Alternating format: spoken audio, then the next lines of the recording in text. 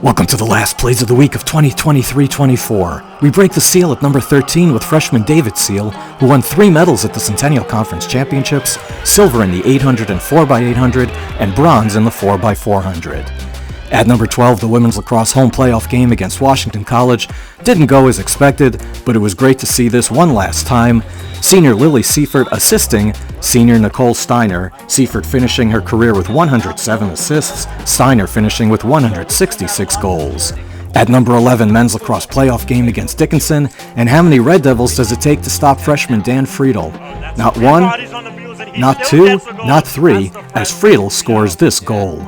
Friedel ties it up for the Mules, 5-5. At number 10, softball playoff game against Dickinson, runners on first and third. It's Scooter Hulsen at first, stopping on her way to second. The catcher hesitates, then throws, and Sophia Cicchetti steals home with a Muhlenberg run. At number 9, Muhlenberg became the first school ever to sweep the Centennial Conference Hammer titles at the Outdoor Championships. Here is senior Faith Fezenko winning gold with a school record throw of 158.10.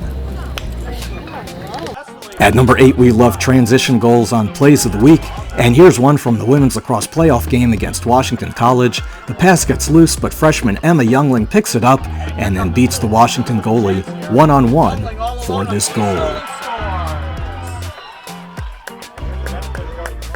And did we say transition goals? Here's one from the men's playoff game against Dickinson. It's Luke Schwartzberg picking up the loose ball. He will pass ahead to Ryan Mahy, who feeds Tyler Kitchen for the Mules' 9th goal of the game. Just a 1-goal lead now for the Red Devils. Wow, on the fast break. At number 6, softball playoff game against Washington College, and in center field, it's senior Gillian Zack going back on this ball to make a great run and catch at the fence.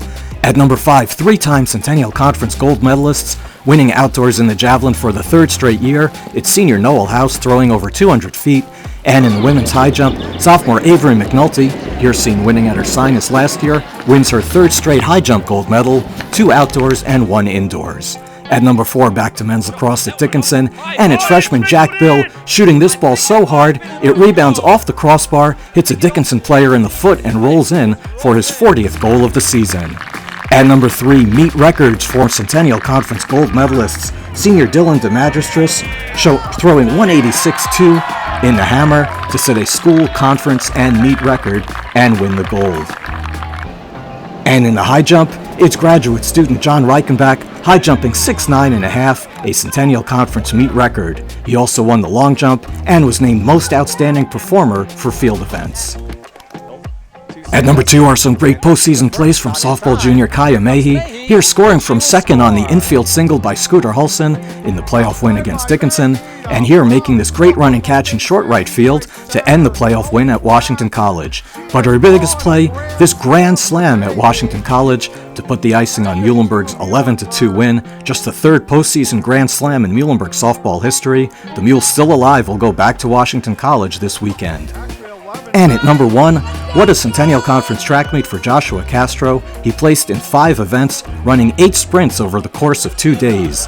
And his biggest moment came at the end of the 4x100 meter relay, with freshmen Isaac Schaffer-Neitz, Bryce Rhodeman, and Christopher Short running the first 3 legs. It's Castro taking the anchor and bringing home gold for the Mules in a meet record time and school record time of 41.90. That's our number 1 play of the week.